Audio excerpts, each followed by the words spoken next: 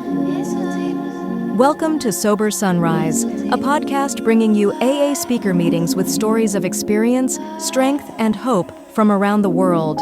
We bring you several new speakers weekly, so be sure to subscribe. If you'd like to help us remain self-supporting, please visit our website at sober-sunrise.com. Whether you join us in the morning or at night, there's nothing better than a sober sunrise. We hope that you enjoy today's speaker.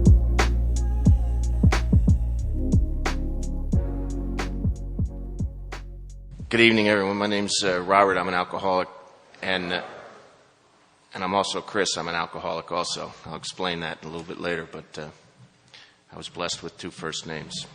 But I'm a little nervous, so bear with me. This is like a spiritual homecoming coming here. The last time I was here was in the spring of 2000, and I was in a whole world of, you know the word.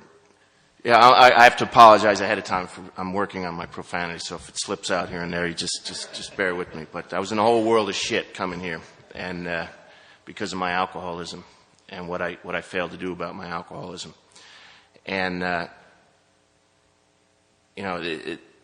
over the last 8 years or so, this place has been like a beacon of hope to me. And tonight is like, by coming back here, is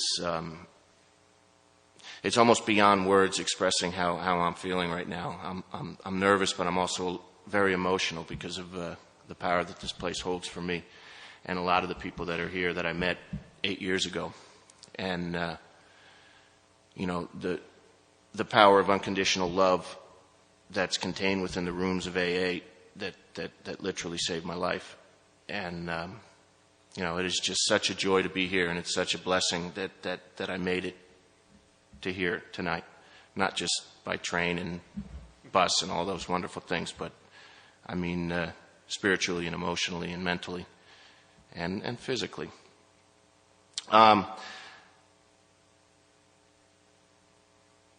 So the place to start is in the beginning, I guess. I was born in Westfield, New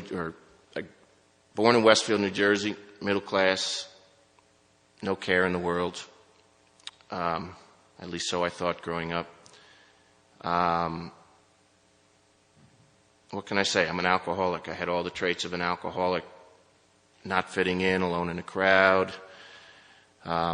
Hated being lonely, but hated being around people. All the golden oldies. And I had a lot of other issues that were going on in my life. Some dealing with my sexuality. I wasn't born the right sex, apparently, and it took me many years to deal with that. And alcohol was the instant cure for that. It turned me into something that I wasn't, and it kept me that person for a long, long time. But it also brought me out of myself. And as you hear over and over and over again, it gave me the courage, it gave me the personality, it gave me the outgoingness, it gave me the self-confidence, it gave me absolutely everything I strived to be but couldn't find inside myself unless I poured alcohol inside me.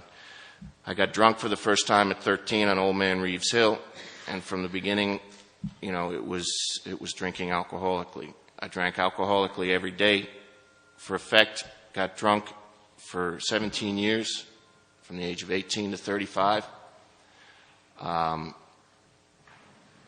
Successfully, mind you, at least so I thought. And, I did all the things that you're supposed to do coming out of a town like Westfield. Go to college, get a job in the city, wear a suit and tie to work, go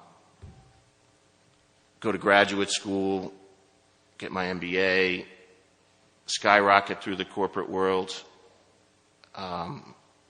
travel the world. On the outside, I was a picture-perfect person, achieving absolutely everything that, I always use this analogy, like one of my favorite movies is The Man in the Gray Flannel Suit. Like everything is supposed to be perfect, and, it's this undercurrent of perfection that's driven into you in towns like Westfield. And I don't know whether I have resentments against Westfield or not, but I still was incomplete on the inside out, and I was an absolute mess on the inside out. And over the 17 years of daily drinking, I progressed, and at the time I was probably weighing about 150 pounds or so. And any normal person should know that if you're able to consume 2 and 3 6-packs of beer or a fifth of vodka, and you weigh 150 pounds and be able to go to sleep and not throw up, and that's just not quite normal. I'll look at my sister and she'll have like 2 martinis and be throwing up for 2 days. But I guess I was comfortable with the fact that I was an alcoholic. My dad's an alcoholic. His father was an alcoholic. His father's father was an alcoholic. My grandfather died of the disease. My dad just stopped drinking one day. How he did it, I don't know. But usually people that finish a fifth of scotch a day aren't really able to just stop. But somehow he did. That definitely wasn't me. I knew I was an alcoholic from like age 18, and it's like I didn't even care. I almost thought it was like romantic. It was like a cool thing to do, It was. I was around people like me. I was in, the smell of bars, the look of bars, the feel of bars. It was absolutely fantastic. But as my life progressed, I really stopped going to bars. I would go to bars to get the edge off, to stop the shaking, and to the point where it was sliding because I couldn't even. And for about the last 10 years of my drinking, I was drinking about a fifth of vodka a day. And this was working my ass off for 12 hours, coming home at like 7, 8 o'clock, drinking a fifth of vodka, going to sleep at 12, and doing that every single day, every single day, every single day. And how I survived that, I don't know. They say alcoholics got livers of champions. Not everyone do, but by the grace of God, I don't have any liver damage. I don't know why. I don't need to know why. But my life rapidly started spinning out of control. 98, I got pulled aside by my boss. I was on the partner track for working in management consulting. I was fantastic at what I was doing, at least in my own mind. And I didn't think anybody knew what was going on in my life. And then out of the blue, the managing partner pulled me aside. He says, "You got a drinking problem." And it's the first time anyone ever, this was, I think I was 34, 35, confronted me about my drinking. And it was like a dam broke. It just burst out of me. Yes, absolutely, I got a problem with my drinking because all the bells and whistles were starting to come along with it. Absences, unexplained breaking of appendices, and all the lies that went around it, simply because I fell, because I was too drunk to walk, and making up incredible lies about stepping on my cat and how a table fell, and it was terrible, and all I did was fall down on a table, and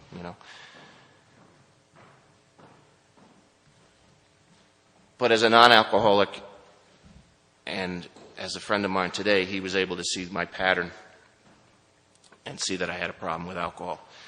And they sent me on up to the Carrier Clinic for a week, and I spent a week there and detoxed, and I was cured, and I went home, and I think I went to 2 meetings and stayed sober for about 3 months, and then made the brilliant move from Lawrenceville to Hoboken, which at least at some point in time had more bars per square mile than any other small city in the world, or some ridiculous fact like that. And needless to say, I think I lasted a day or two. And I spent about the next year sobering up for trips to my father's house down in North Carolina because he thought I was sober. And then just going on these incredible tears and then stopping, and then incredible tears and then stopping. And going to meetings but not getting plugged into AA, and learning all the things I need to say, and all the shares that sounded really cool. Like, this guy really knows what he's talking about. This guy is like Mr. AA, and, on the inside, I'm absolute freaking ball of jelly and a complete mess, and just holding my breath and waiting to gasp for air, and that air is alcohol, because I did absolutely nothing for my recovery other than going to AA. And as I'm speaking tonight, I'm sharing about how what I've learned, looking backwards through my successes and through my failures. And it's only through the past that I'm able to continue moving forward, because it's a constant reminder of where I was. And I think, sometimes I think, that's the basic of just about any meeting, where you were and how you got to where you are today. And anyway, I'm coming to like the ultimate defining moment in my life. I'd come to a point where I couldn't even sleep anymore, and I was just drinking on a daily basis. And probably the worst enemy that I ever met, other than alcohol, was the concept of telecommuting and working from home, because I was working from home and all I was doing was drinking and sitting by my laptop and pretending like I was working. And eventually it took about a month before that just completely destroyed me, where I ceased to function. So anyway, in September of '99, I was on my way I decided to get in the car with a half pint of vodka for one last roadie for, before you go to the detox. And I was on my way to Carrier Clinic, driving from Hoboken, and I'd gotten about 49 of the 50 miles, and at mile marker 1 left, I plowed head into an automobile that contained a counselor that worked at the Carrier Clinic, killing her instantly, and complete blackout. And I've dreamt about it twice. I don't remember any of it. And as far as I was concerned at that point in time, my life ceased to exist. I no longer existed. I no longer deserved to exist. I no longer deserved to walk the face of this earth. And how I'm alive today is God's grace. And, for a whole number of reasons. I never wear seatbelts. I wore a seatbelt. My car was infinitely worse.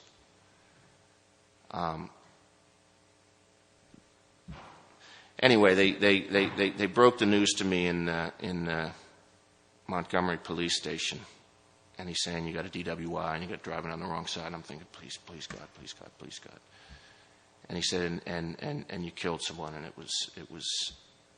it's like slow motion today, and that was a little over 7 years ago, almost 8 years ago. And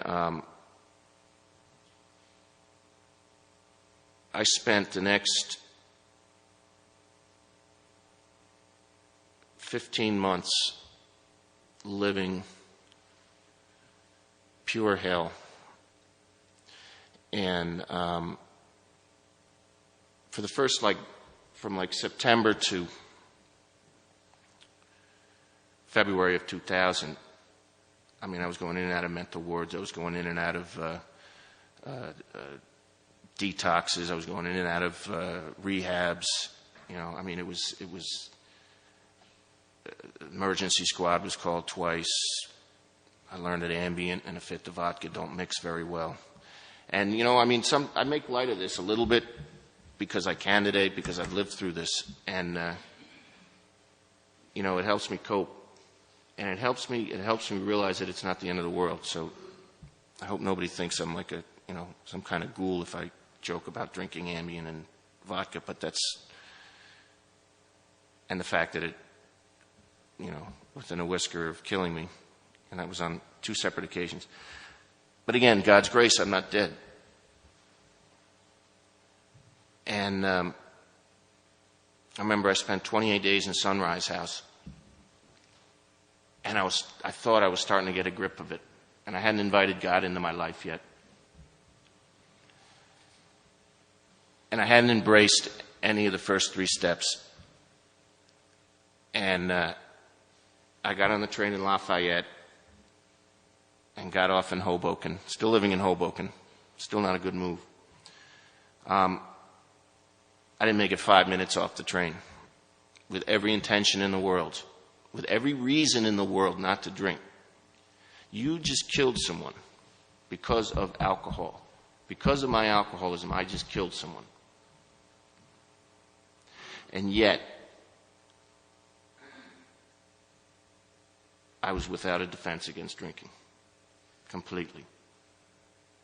And I look back on that today, and boy, if that isn't a definition of powerlessness, if that doesn't factor into me getting a real strong understanding of what powerless means to me and what alcohol and my powerlessness over alcohol means, then, I don't know what I'm doing sitting up here. And I can say that today, but I couldn't say that at the time. Somehow, again, by God's grace, I ended up in this place that I don't even think exists anymore. It's Honesty House in, where is it? Gillette or Sterling or something like that.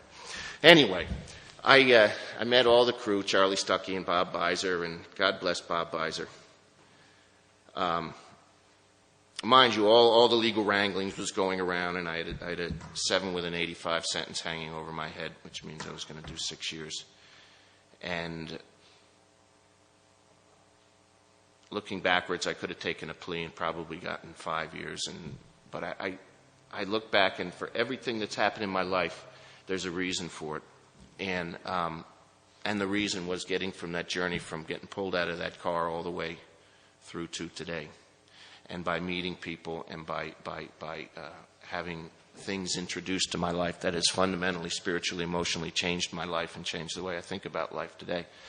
Anyway, I remember it was probably, this is going to sound real corny and all that, but it was like a really nice spring day, and it was like some meeting was coming in, and this gigantic flatbed truck came pulling in, and on the back it looked like a bunch of hillbillies that were riding in, and it was the commitment for the night. And I don't know whether it was associated with this group or not, but it was close because a lot of the members were members here as well, and it was like a hoedown type meeting, and they come in and they bum rushed the place, and they came in downstairs and started talking about this thing called AA, really talking about this thing called AA, in its most pure sense, as it's written in the big book, as it's instructed to follow in the big book, the cookbook, the instructions to get sober. And it started sinking in. And, I started getting close with some of the guys. We'd come to this meeting every once in a while. And I was a complete freaking mess. I had no idea. Fear, capital F-E-A-R, skinny white boys from Westfield don't go to prison. And I'm going to prison. And, I'm going to get killed. I'm going to get raped. But oddly enough, the most frightening thing about me was I was scared I was never going to come back who I was, which is true. But I was most scared about losing all the values that my parents taught inside of me. The golden rules and all that good stuff that was buried, but in there. And I was real frightened that I was going to come out to be some cold, hard, angry, hating individual with no hope, with no faith. And that really scared the shit out of me. And I started getting close with Chris S., and I said, I need some help. It was one night here at a meeting, somewhere back there or down there, somewhere around there. He said, come on. He said, you're not going to the meeting, you're coming downstairs with me. And I came downstairs. I'm like, what did I get myself into? And him and I think it was Dave the pilot we figured out just a little while ago. I don't think he's around anymore here. I think Chris said he lives in Dallas. But they basically said, so you're an alcoholic? I said, yeah. They said, prove it. I said, well, I lasted less than 5 minutes coming out of a 28-day rehab and went right to the bar. He said, all right, that's a good start. I said, well, I killed someone in a car crash in a blackout. He said, and I continued to drink afterwards. And they said, that's an even better start. Do you believe that you're powerless over alcohol? I said, absolutely. He said, can you get yourself out of the shit that you're in right now? Can you get yourself to have faith, to get your emotions under control, to get your mental state in order? I said, absolutely not. That's why I keep ending up on suicide watch in the mental ward, and why I keep ending up in rehabs and coming out and drinking in less than 5 minutes, and why I want to kill myself, and why I don't deserve to live. Of course I can't deal with that myself. He says, do you believe somebody else can? Do you believe in the power greater than yourself? I said, I believe in God. He says, okay, you've completed the second step. He said, get down on your knees. I said, okay. And I got down on my knees with the three of us, or two of them and me, and we said the third step prayer. And here's where I get real emotional. because that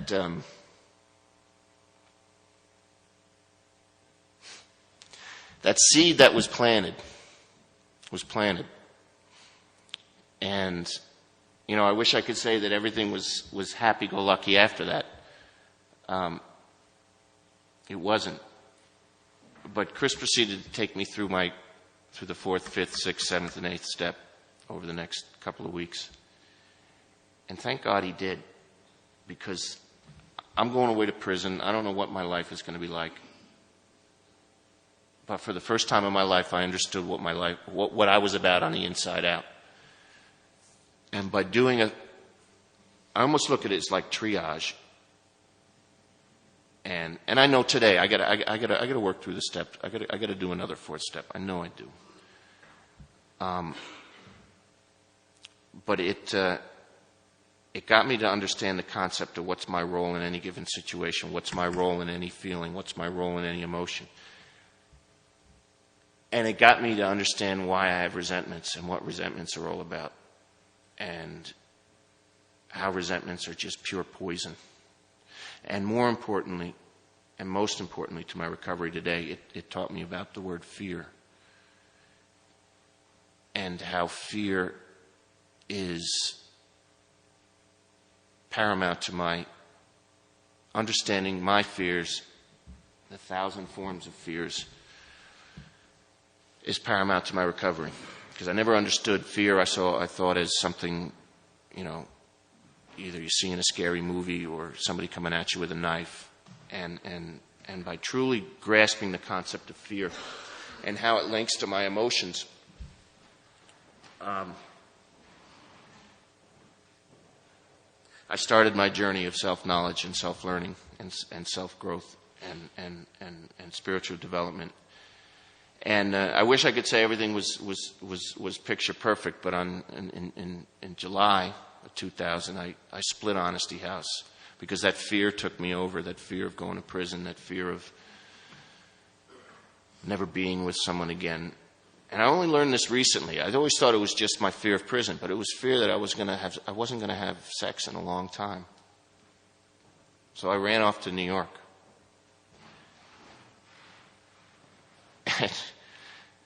And I was reading this crazy book about the history of punk rock, and it was glamorizing heroin use, and I've never done heroin in my life. And fear, it again consumed me so much to the point where I went to New York with the sole intention of just cashing in. I was going to buy, I didn't even know how to, I was going to buy some heroin, I was going to shoot up, and I was going to die, and I checked into the Chelsea Hotel. But, it was like the thing to do, I read this punk rock book, and they all seemed to be going to the Chelsea Hotel to die, and, like any good alcoholic, I'm going to be glamorous in my death, or so I thought. But again, my alcoholism got in the way. And I quickly went into another blackout, somewhere between Summit and New York. Anyway, this is the start of my spiritual story. Somehow, some way, I was wandering around the village in a complete blackout, and I ran into my ex-partner, who had no business being in there. Literally bumped into him in a blackout. And he knew my whole story. I learned this all afterwards, secondhand. I feel I've spent a lot of my life reliving history through other people telling me what I did in my life. But anyway, this is supposedly how it went. I bumped into him, and somehow he got out of me staying. I was at the Chelsea Hotel. He took me to the Chelsea Hotel. Somehow found Chris S.'s number in my pocket. And sure enough, the next morning, I don't even know, I think it was a Sunday, maybe a Saturday. It was a Sunday. The door comes busting in, and Chris comes in, and Mary Beth comes in, and T comes in, and they says, you're coming to Bernardsville. I'm like, no, what the fuck are you talking about? Get away from me. I'm here to die, man. I'm going to die. I'm going to end this. I'm going to not feel this shit anymore. And sure enough, they kidnapped me and took me to Pottersville. and I slept it off, and that was my last drink. That was July 9th, 2000. And that was the first time that I've actually seen God demonstrated in my life that He's got me. I never quite believed it. I believed in God, but I didn't believe in all this stuff that He's got me. And, over the next seven or so years, there were these little spiritual stepping stones, which are people in my life that I met that geared me and guided me. I went to this place called Reflections up in Hackensack and was introduced to the patron saint of AA in Bergen County, Father McKenna, God rest his soul. And this is when I had my spiritual awakening in a diner in Dumont, New Jersey. And he just looked at me. He said, Chris. Actually, he said Tiger. His words were, he always uses the words Tiger. He says, Tiger. And this is straight up drunken priest that grew up in Newark, Tiger. God loves you, and I love you, and you're going to be all right. And I don't know why, I don't know how, but I believed him. And it went from my head to my toes, and I believed him. And I stopped fighting. I stopped swimming against the tide. I surrendered. You hear all the analogies of the director and the actor, or the coach and the player. Or I started getting, at that point in time, after getting dragged out of the city and almost dead again, and somehow, some way ending up alive again, that I'm not in charge of my life, that somebody else is in charge of my life. And from that point on, although a very difficult journey, but between really getting an understanding and working, doing a thorough, at least I thought at the time, fourth step, as best I could, given the fact of fresh in my mind that I had just killed someone, and fresh in my mind that I'm going to prison. But also, fully embracing the spiritual aspects of this program. I was all right, and I was scared to death, but I did it, and I made it. And I met Sister Karina while I was in prison, who taught me other aspects about my spirituality, and I met Father Schultz. And all the while I'm getting these letters while I'm locked up. No hi, how you doing? No, hope you're well, hang in there, buddy, and it's all, Chris is sending me all this stuff. It's just these snippets of AA stuff and Emmett Fox stuff and stuff on acceptance and stuff on awareness and stuff on letting go and stuff on, I'm like, can you give me a little, hey, how you doing, buddy, or something, And he did this almost like 4 or 5 times a day. A week. For a period of about 2.5 years. And this is what I mean by unconditional love of AA. Chris didn't know me other than just being an alcoholic and doing a 4th step or 5th step with him, right in his Cherokee in the back parking lot there. But he was fueling my spiritual growth by constantly feeding in the stuff that I needed to be hearing. And it's not easy working a program in prison.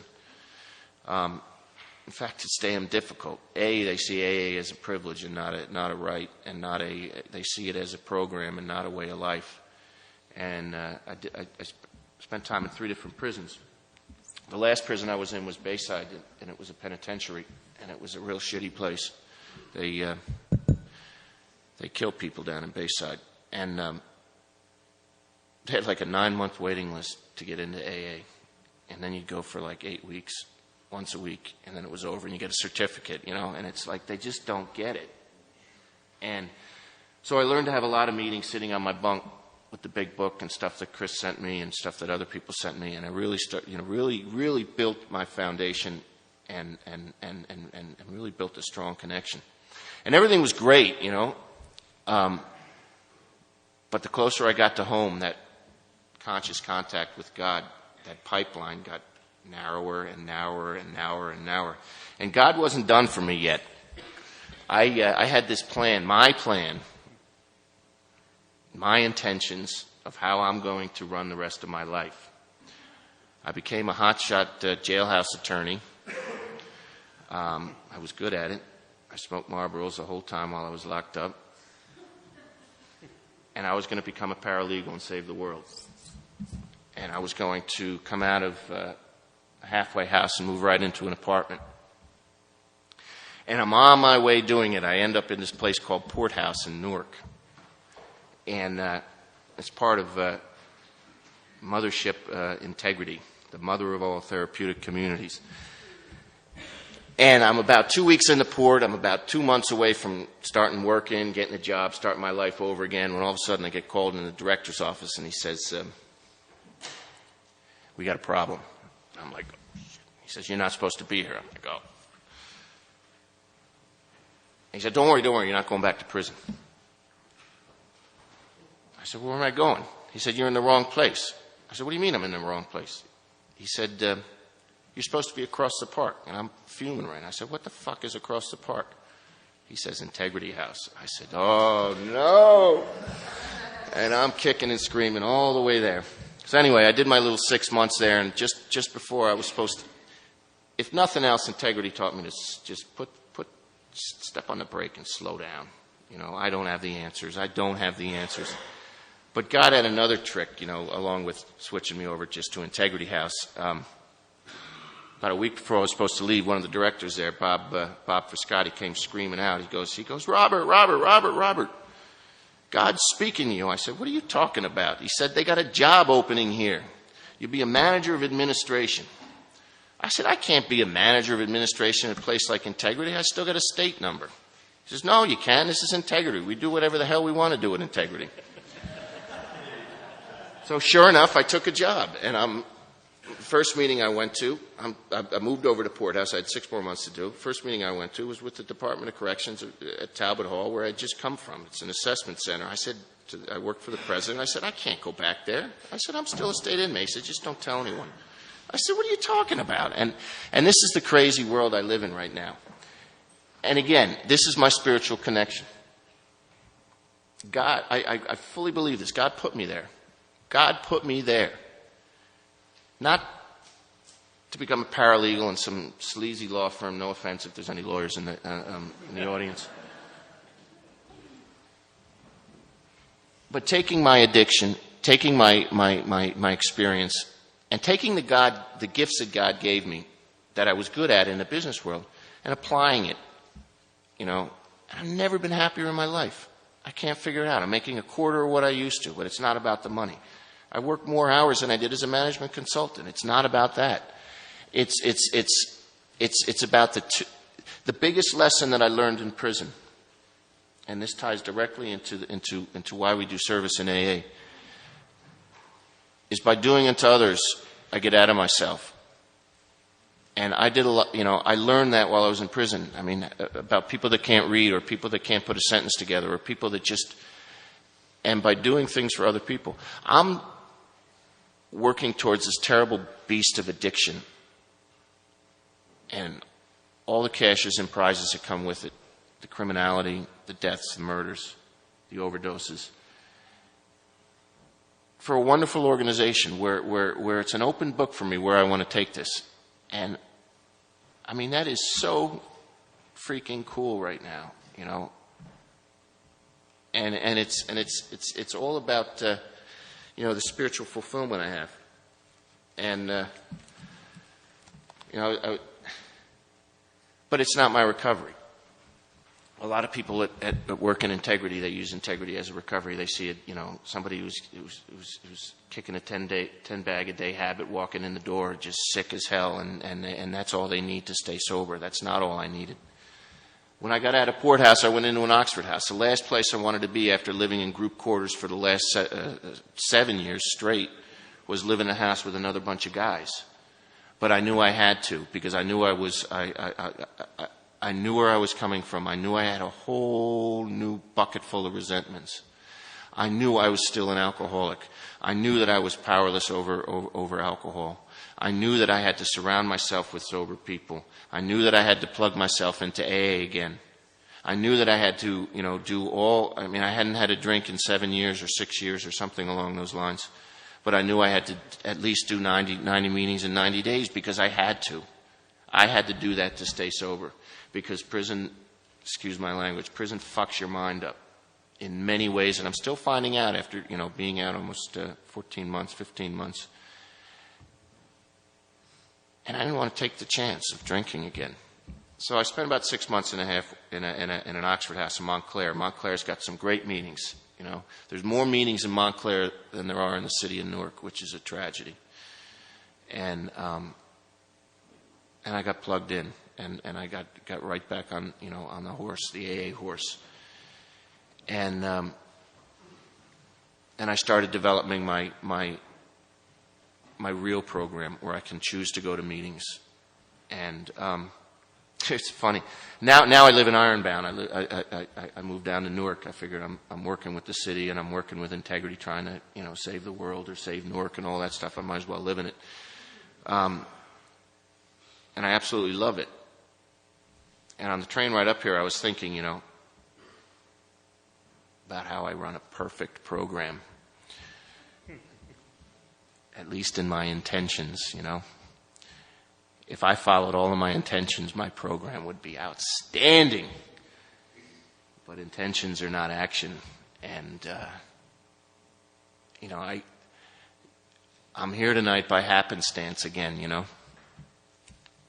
I sent a Christmas card to Chris, just for the hell of it. And then about 2 weeks ago, he sent me an email. He said, well, why don't you come speak here? I'm thinking, all right, sure. And he says, how's next week? I'm like, all right, fine. When I'm asked, I do. And my program today, on the 25 bus every morning, and at home when it's not during a weekday, I start my day off with the third step prayer every single day. Every single day. Because I need a daily reminder to start my day off that I'm my own worst enemy.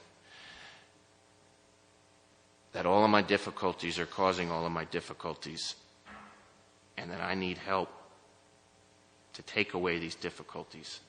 And each day's different. It's cool. It's like identify the 3 or 4 or 5 difficulties of the day, that I've been struggling with over the, is it lust or is it arrogance?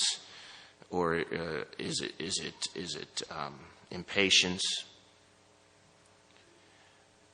It's always my self-centeredness. It's always my selfishness. I was thinking, starting off today, I was going to say about when you're going to speak, you want to say really cool stuff, especially in the Bernardsville group. And while we had that little moment there, I was thinking about, help me not say anything self-serving, because that's not what this is about. That's my ego talking, and my ego's an MFer, and my ego gets me in trouble, and my ego paints a picture of who I am that I really am not, and things I should be doing that I really shouldn't be doing, because I know. And that's why I say the third step prayer every morning. And if nothing else, that helps me on a daily basis with my program. I conclude the day on my knees, and I conclude the day thanking God for everything that He's given to me. First and foremost, my sobriety and my life. And I don't go to a meeting every day. I'd love to go to a meeting every day. I'm developing a new home group at the Barrow Mansion in Jersey City, which is a pretty cool group. I'm starting to go on commitments again. And what's funny is when the odd side of living in Newark is that I'm living amongst a lot of integrities. We call them student members, because clients is so clinical and we're all about love.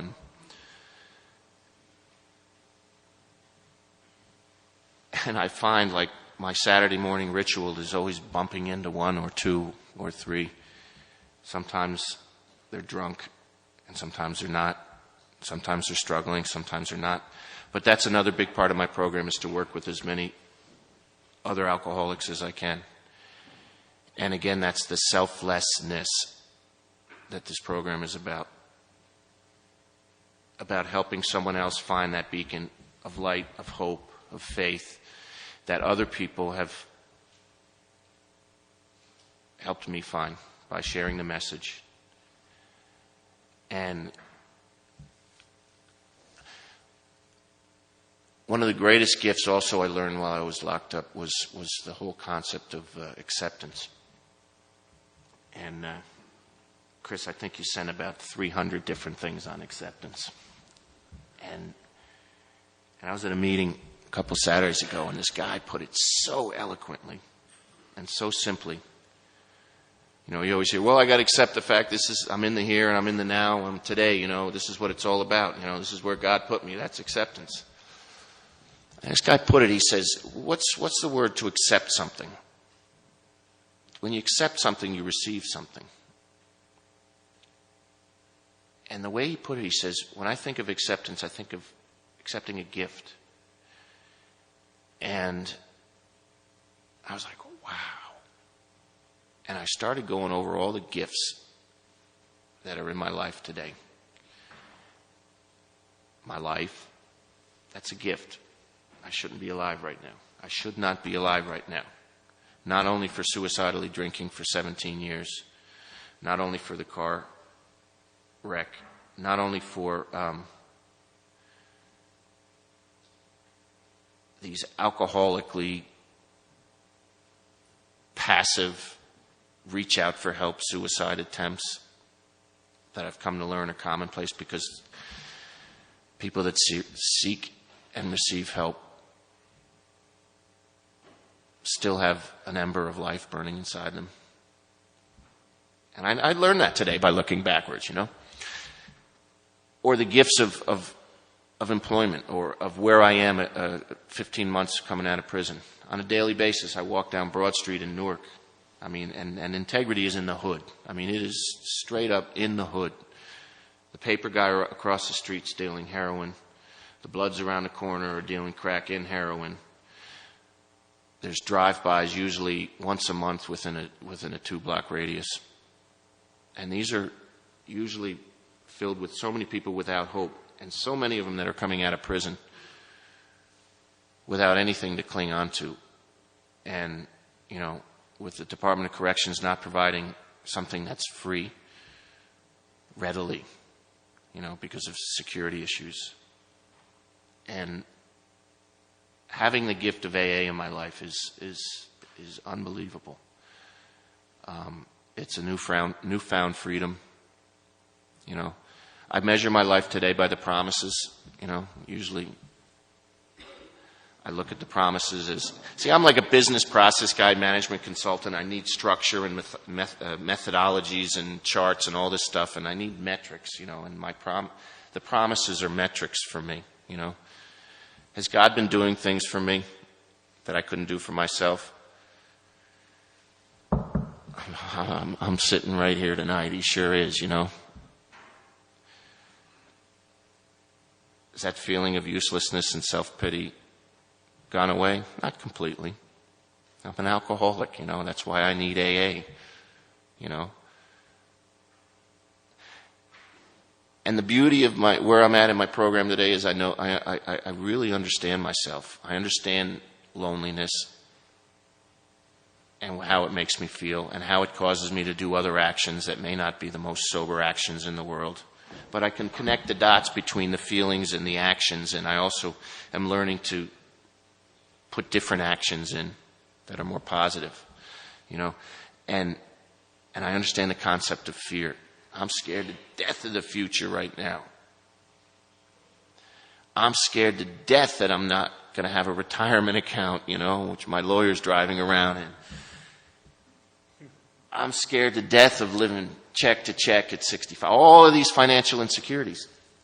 And all of these new feelings that are arising in me today are telling me that I need to go back to the steps. And I learned a couple weeks ago they're doing a step workshop, which is I just found I thought was, and now I confirmed is a derivative of a lot of the work that's come out of here with Barefoot Bill and in Hoboken. And I'm going to plug my ass right back in there again. And because I need to, because I know I got a whole backpack full of resentments I got to get rid of. And what's beautiful by doing an 8th step before I went away to prison is you got a lot of time in prison, you know. And I made a lot of amends through letters, of amends that people most normally wrote back and said, you don't owe me an apology. Just come out alive. Just come out whole and don't drink again. And that's your amends. You know, all these family members that spent their entire lives of raising up the Parkinson name, excuse me for using my last name, but it doesn't matter. I was all over the front page of every newspaper after that crash anyway, so as I was talking before the meeting, my anonymity was broken a long time ago.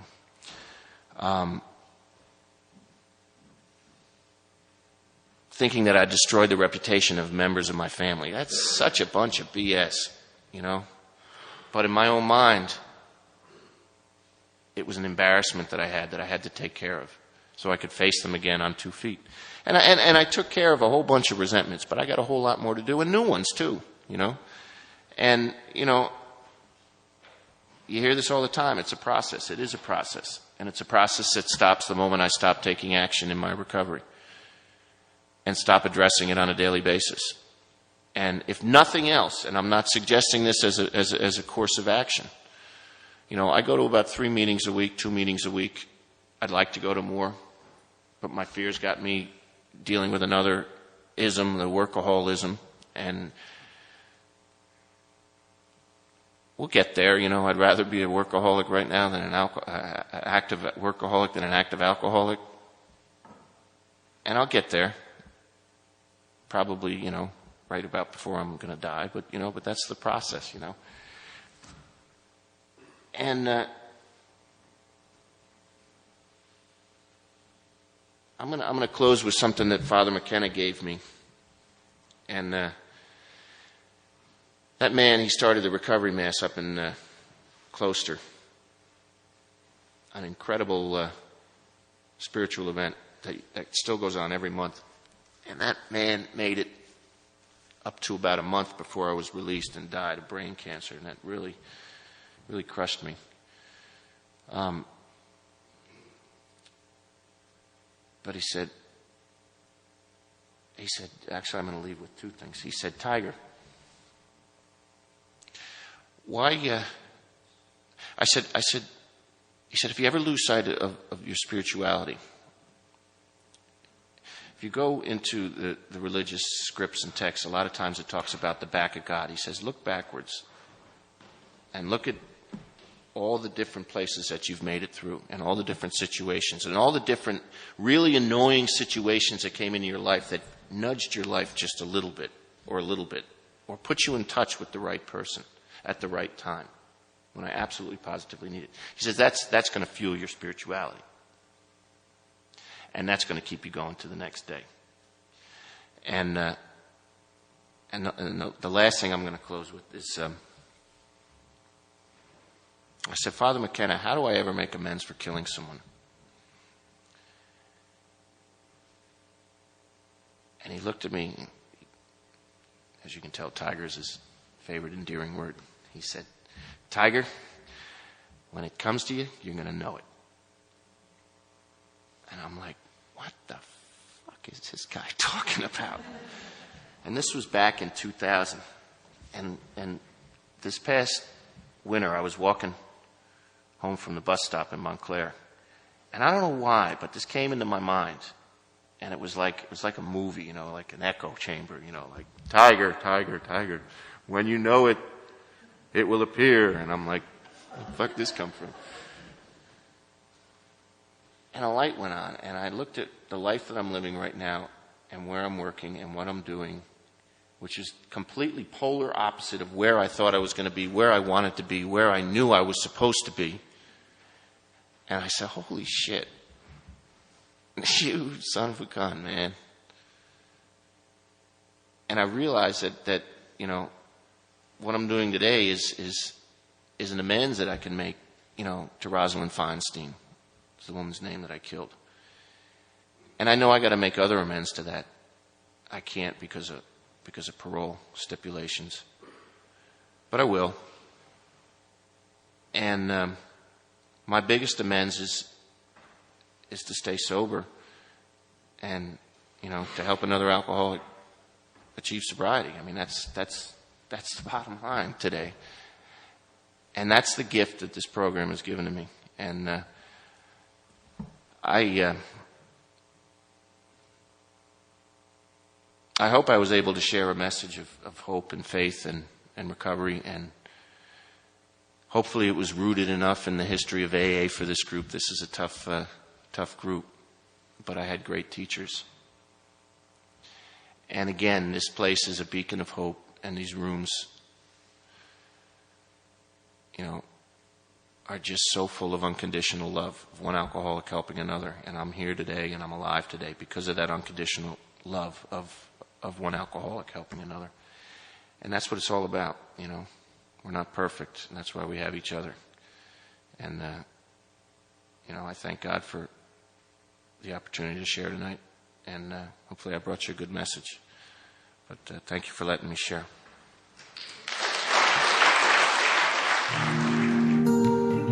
Thank you for listening to Sober Sunrise. If you enjoyed today's episode, please give it a thumbs up as it will help share the message. Until next time, have a great day.